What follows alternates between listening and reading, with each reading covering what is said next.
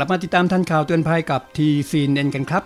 ตำรวจชุดสืบสวนสถานีตำรวจนครบาลสายไหมเข้าควบคุมตัวนายวิศรุตบุญยถิ่นอายุ 28 ปีนายพานุพงษ์โพวันอายุ 29 ปีหลังจากขับรถแจ๊สแหกด่านตำรวจพุ่งชนตำรวจไม่ยอมให้ตรวจค้นก่อนจะขับหลบหนีเจ้าหน้าที่จึงขับรถไล่ตามตั้งแต่พื้นที่สถานีตำรวจนครบาลสายไหมไปถึงถนนเทพรัตน์ตัดใหม่พื้นที่สถานีตำรวจนครบาลบางเขนรถของคนร้ายได้พุ่งเข้าชนรถประชาชนที่จอดกินข้าวอยู่บริเวณริมถนนได้รับความเสียหายจำนวน3คันเจ้าหน้าที่จึงเข้าจับกุมตัวนายวิศรุตคนขับได้ในทันทีส่วนนายพานุพงษ์คนที่นั่งมาด้วยได้รับบาดเจ็บแล้ววิ่งหลบหนีพลเมืองดีที่เห็นเหตุการณ์ช่วยกันตามจับตัวไว้ได้อาสาสมัครกู้ภัยมูลนิธิปติ๊กตึงเข้าช่วยเหลือปฐมพยาบาลเบื้องต้นตำรวจตรวจสอบภายในรถแจ๊สพบขวดสุราส่วนสิ่งผิดกฎหมายนั้นยังไม่พบจึงได้ควบคุมตัวไปสอบสวนและตรวจวัดแอลกอฮอล์ก่อนจะแจ้งข้อหาเพื่อดำเนินคดีตามกฎหมายต่อไป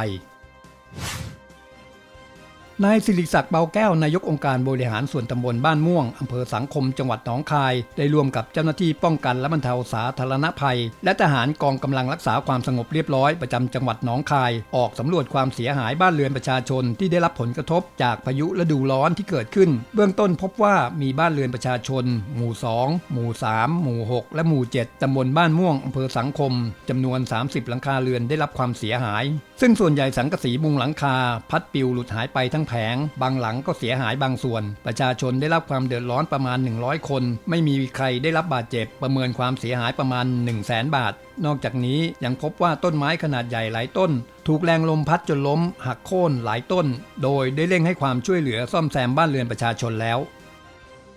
กลับมาติดตามทันข่าวเตือนภัยกับทีซีเอ็นได้ใหม่ในช่วงต่อไปครับ